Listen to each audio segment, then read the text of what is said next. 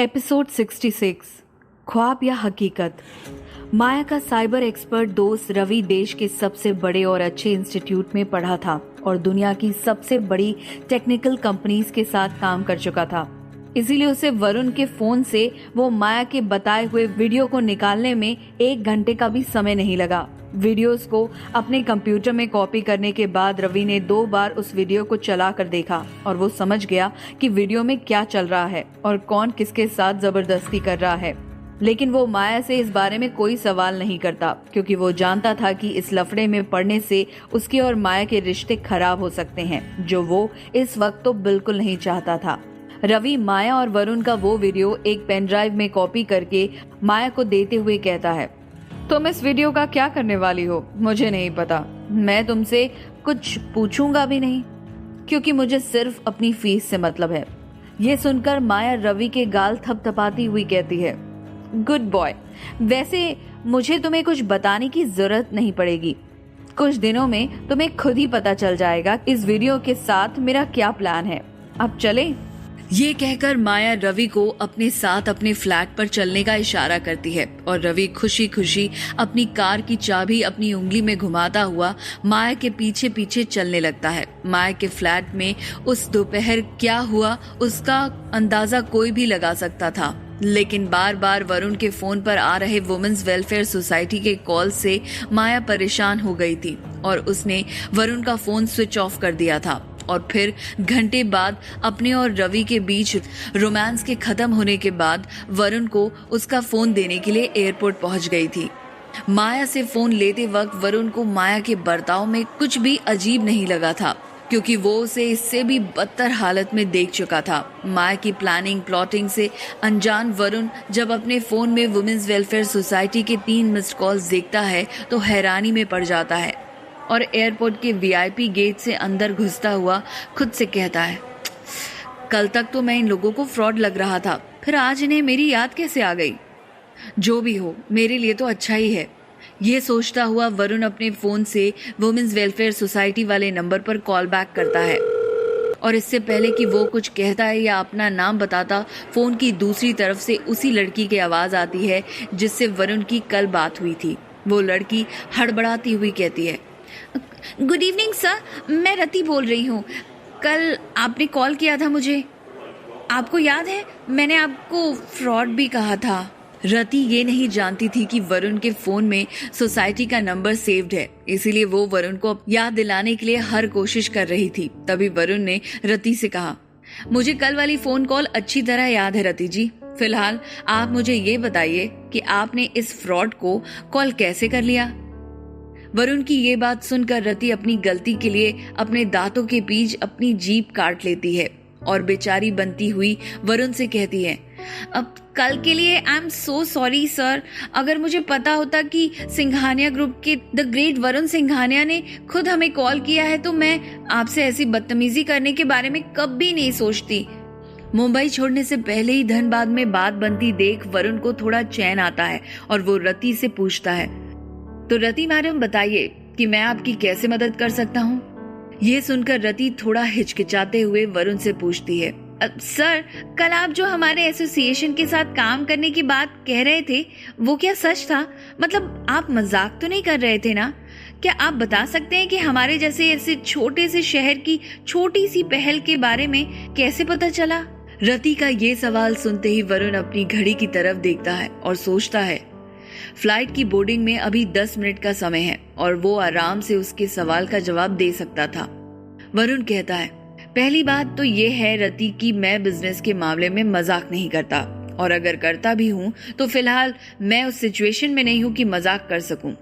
ये कहकर वरुण अपनी ही बुरी हालत पर हंसता है और ये देखकर रति थोड़ा रिलैक्स्ड हो जाती है और वरुण आगे कहता है, मैं बिल्कुल आप लोगों के साथ काम करना चाहता हूँ क्योंकि मुझे आप लोगों के बारे में और किसी ने नहीं बल्कि मेरे फेवरेट प्रोफेसर ने बताया है। ये कहकर वरुण थोड़ा रुकता है और कुछ सोचता हुआ कहता है, अगर मैं साफ साफ कहूँ तो मैंने अभी तक आप लोगों के काम का नमूना भी नहीं देखा है रति, क्योंकि आप लोगों के साथ काम करने का सुझाव प्रोफेसर ने दिया है, इसीलिए मैं रिस्क लेने के लिए तैयार हूँ। वरुण को इतना सीरियस देखकर रति भी थोड़ी शांत और सहज होती हुई वरुण से कहती है, अब कल से अभी तक आपका इतना कीमती समय बर्बाद करने के लिए मैं आपसे एक बार फिर माफी मांगती हूँ सर, और कल सुबह ही मेरी एसोसिएशन की हेड से आपकी बात करवाती हूँ। रति की ये बात सुनकर वरुण उसे रोकता हुआ कहता है, अरे अब उसकी कोई जरूरत नहीं है रति जी, मैं इस वक्त एयरपोर्ट पर हूँ और बस धनबाद के लिए ही निकल रहा हूँ। ये सुनकर रति के होश उड़ जाते हैं और उसे समझ नहीं आता कि वो वरुण को क्या कहे, और वरुण इस बात को समझते हुए रति से आगे कहता है, रति जी आपको कोई टेंशन लेने की जरूरत नहीं है, मैं अपना सारा इंतजाम करके आ रहा हूँ, आप तो बस कल सुबह की मीटिंग के लिए एक अपॉइंटमेंट फिक्स कर दीजिए। भले वरुण अपनी तरफ से किसी को परेशान नहीं करना चाहता था, लेकिन रति भी जानती थी कि ये उनकी सोसाइटी के लिए कितना बड़ा मौका हो सकता है, इसीलिए उसने बिना कुछ सोचे समझे वरुण से कह दिया, अब अरे नहीं सर, ऐसे कैसे परेशान ना हो हम, आप बस यहाँ आ जाइए, बाकी का सारा इंतजाम हम देख लेंगे। आखिरकार आप हमारे खास मेहमान हैं, मैं आपको पिक करने के लिए किसी को एयरपोर्ट भेज दूंगी। Have a safe flight sir. ये कहकर रति वरुण की बात सुने बिना ही फोन रख देती है, और फोन रखने के बाद अपना माथा पीटती हुई खुद से कहती है, काश मैंने कल ही ठीक से बात कर ली होती तो हमें तैयारी करने के लिए थोड़ा समय मिल जाता। लेकिन अब अपनी गलती पर पछताने का कोई फायदा नहीं था, इसीलिए वो फोन रखकर बाहर की तरफ भागी। रति से बात करने के बाद वरुण को इस बात की तसल्ली हो गई थी कि कम से कम अब वो अचानक धनबाद पहुंचकर अंधेरे में कोई तीर नहीं चला रहा है, और इसी सुकून के साथ वो फ्लाइट के बोर्डिंग गेट की तरफ बढ़ गया। वरुण अपनी जिंदगी में आज पहली बार किसी फ्लाइट में बैठ रहा था, वो भी सीधे बिजनेस क्लास में। फिर भी उसका अंदाज कुछ ऐसा था जैसे उसके लिए कोई बड़ी बात ना हो। अपने सीट के पास पहुंचकर वरुण अपना लैपटॉप बैग रख पीछे मुड़ता है और एक एयर होस्टेस को अपने लिए पानी लाने के लिए कहता है। वो एयर होस्टेस जो उसके प्लेन में चढ़ते ही उसके पीछे पीछे चलने लगी थी, वो उसी वक्त पानी की एक बोतल लेने के लिए चली जाती है। तब तक वरुण अपना ब्लेजर उतार कर एक तरफ रखता है और अपने बैग से लैपटॉप निकाल अपनी सीट पर बैठ जाता है। उस रिक्लाइनर सोफे पर अपनी गोद में अपना लैपटॉप लेकर बैठा वरुण देखने में एक बिजनेसमैन कम और फैशन मॉडल ज्यादा लग रहा था। इसीलिए वरुण के लिए पानी की बोतल लेकर आ रही अटेंडेंट दूर से ही उसे देखकर लड़खड़ा जाती है और फिर खुद को संभालती हुई आकर वरुण के सामने खड़ी होकर मुस्कुराती हुई कहती है, वाटर सर, मैं आपकी और कोई मदद कर सकती हूँ? और वरुण बिना अटेंडेंट की तरफ देखे ही पानी की बोतल लेते हुए अपना सर ना में हिला देता है। वो अटेंडेंट निराश होकर वहां से चली जाती है और वरुण अपने लैपटॉप में काम करने लग जाता है।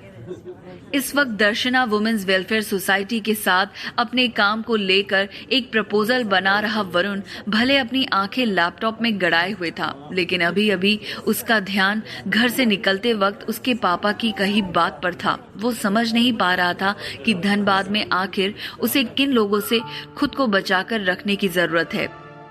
जहां एक तरफ वरुण के मन में अपने इस नए सफर को लेकर नई उम्मीदें जग रही थीं, वहीं दूसरी तरफ मुंबई में मिनी की ये रात कुछ अलग ही होने वाली थी। मिनी इस वक्त अपने घर के आरामदायक कपड़ों में अपने बालों का एक बेतरतीब सा जुड़ा बनाए गाने सुनते हुए किचन में खाना बना रही थी कि तभी उसके घर की डोरबेल बजी। अपने घर पर वापस आने के बाद मिनी को किसी भी बाहर वाले से मिलना पसंद नहीं था, इसीलिए थोड़ा चिढ़ते हुए अपने फ्लैट का दरवाजा खोला। दरवाजे के खुलते ही उसे शराब की जोरदार गंध आई और सामने खड़ा आर्यमन नशे की हालत में आकर मिनी से लिपट गया। मिनी को कुछ समझ में नहीं आया और उसने आर्यमन का बोझ संभालते हुए कहा, आर्यमन, तुम ठीक हो? यहाँ क्यों आए हो तुम? आर्यमन। लेकिन मिनी की बात जैसे आर्यमन के कानों तक नहीं पहुंच रही थी और वो अपनी ही बात बड़बड़ाए जा रहा था। I love you mini, I love you, please मुझे दो, प्लीज। नशे की हालत में भी आर्यमन के मुंह से अपना नाम सुनकर जैसे मिनी का दिल पिघल गया और उसने आर्यमन को सहारा देकर अंदर लाते हुए घर का दरवाजा बंद करते हुए कहा, अगर किसी ने तुम्हें यहाँ आते हुए देख लिया तो तुम्हें अंदाजा भी है कि क्या हो सकता है? किसके साथ थे तुम जो तुमने इतनी पी ली है? और उस आदमी ने तुम्हें इस हालत में कैसे छोड़ दिया? ये कहते हुए मिनी ने आर्यमन को सोफे पर बिठा दिया, लेकिन मिनी जैसे ही उससे थोड़ी दूर हुई, आर्यमन सोफे पर लेट गया और मिनी की आंखों में देख एक मदहोश कर देने वाली मुस्कान होठों पर लिए हुए मिनी से कहता है, मैं सच में तुमसे आज भी प्यार करता हूँ मिनी। तुम कहो तो मैं आज ही उस रायमा को तलाक देकर तुमसे शादी कर लूं। आर्यमन की ये बात सुनकर उसके लिए पानी लेने के लिए किचन की तरफ बढ़ रहे मिनी के कदम रुक जाते हैं और वो दबी हुई आवाज में कहती है, तुम इस वक्त नशे में हो आर्यमन, इसीलिए कुछ भी बक रहे हो। ये कहकर मिनी एक बार फिर अपने कदम बढ़ा लेती है और वापस आकर आर्यमन को बिठाने के बाद उसके हाथ में नींबू पानी का एक गिलास पकड़ाती हुई कहती है, मैं शंकर को कॉल कर देती हूँ, वो आकर तुम्हें घर ले जाएगा, क्योंकि अगर इस वक्त मैं तुम्हें तुम्हारे घर छोड़ने गई तो तुम्हारी बीवी को कोई गलतफहमी हो जाएगी। और मिनी टेबल पर रखा अपना मोबाइल उठाने के लिए हाथ बढ़ाती है कि तभी आर्यमन उसका हाथ पकड़कर अपनी तरफ खींचता हुआ कहता है, तो हो जाने दो उसे गलतफहमी, मुझे उससे कोई फर्क नहीं पड़ता, क्योंकि मैं जानता हूं कि तुम अब भी मुझसे प्यार करती हो, क्योंकि अगर ऐसा नहीं होता तो। ये कहकर आर्यमन रुकता है और अपना हाथ छुड़ाने की कोशिश कर रही मिनी के चेहरे के करीब अपना चेहरा ले जाकर धीरे से कहता है, अगर ऐसा नहीं होता तो इतने सालों बाद तुम उस दिन होटल रूम में मेरे साथ हम बिस्तर नहीं होती। सालों पहले जो हमारे बीच हुआ था उसके बाद तो कभी नहीं। मिनी इस वक्त आर्यमन के इतने करीब थी कि उसके सांसों को अपने कंधे पर महसूस कर पा रही थी और सालों पुरानी आर्यमन के बदन की वो खुशबू एक बार फिर उसे दीवाना बना रही थी। फिर भी खुद पर काबू पाने की नाकाम कोशिश करती मिनी लगभग फुसफुसाती हुई आर्यमन से कहती है, उस दिन होटल के कमरे में जो कुछ भी हुआ वो एक गलती थी आर्यमन। उस दिन हम दोनों नशे में थे, लेकिन आज मिनी होश में थी, फिर भी वही गलती दोहराने को तैयार थी, वो भी अपने ही घर में, जहां एक तरफ मिनी अपने ख्वाहिशों और बदले में से एक को नहीं चुन पा रही थी, वहीं दूसरी तरफ वरुण की फ्लाइट धनबाद में लैंड हो चुकी थी। इस वक्त वरुण एक हाथ अपने ट्रॉली बैग पर रखे और दूसरे में अपना लैपटॉप बैग थामे बड़े स्टाइल से एयरपोर्ट से बाहर निकल रहा था। एयरपोर्ट के बाहर आते ही वरुण को धनबाद के मौसम का मिजाज पता चल गया और अगले 5 मिनट में ही अपने माथे से टपक रहे पसीने को पोंछते हुए उसका सारा स्टाइल हवा हो गया। तभी उसे सड़क की दूसरी तरफ एक सफेद रंग की स्कॉर्पियो कार खड़ी दिखी और उसे लगा कि ये वही गाड़ी है जिसे भेजने की बात रति ने फोन पर करी थी। वरुण इधर उधर देखता हुआ सड़क पार करने लगता है। तभी एक आदमी तेजी से भागता हुआ आता है और उससे टकराने का नाटक करता हुआ पीछे उसकी कमर में कुछ खोस कर चला जाता है। उस आदमी की इस हरकत पर वरुण चिल्लाता है, इस खाली सड़क पर भी एक्सीडेंट करते हुए चल रहे हो, और ये क्या? ये कहता हुआ वरुण पीछे अपनी कमर पर हाथ लगाता है तो उसे महसूस होता है कि वो चीज और कुछ नहीं बल्कि एक पॉकेट गन है। फिर तो वरुण को अंदाजा लगाने में समय नहीं लगता कि ये वही गन है जो उसे उसके सेल्फ डिफेंस के लिए भेजी गई है। वरुण उस गन को निकालकर सबकी नजरों से बचाकर अपने बैग में रखने की सोचता है कि तभी उसे सामने कार के पास एक गाढ़े नीले रंग के सूट सलवार में डिंपल खड़ी नजर आती है और उसे देखकर वरुण की आंखें फटी की फटी रह जाती हैं, जैसे उसने डिंपल नहीं डिंपल का भूत देख लिया हो। क्या सच में ये डिंपल है या वरुण को कोई गलतफहमी हुई है? अब क्या मोड़ लेगी वरुण की जिंदगी झारखंड के शहर धनबाद में? जानने के लिए सुनिए लक बाय चांस का अगला एपिसोड सिर्फ पॉकेट FM ऐप पर।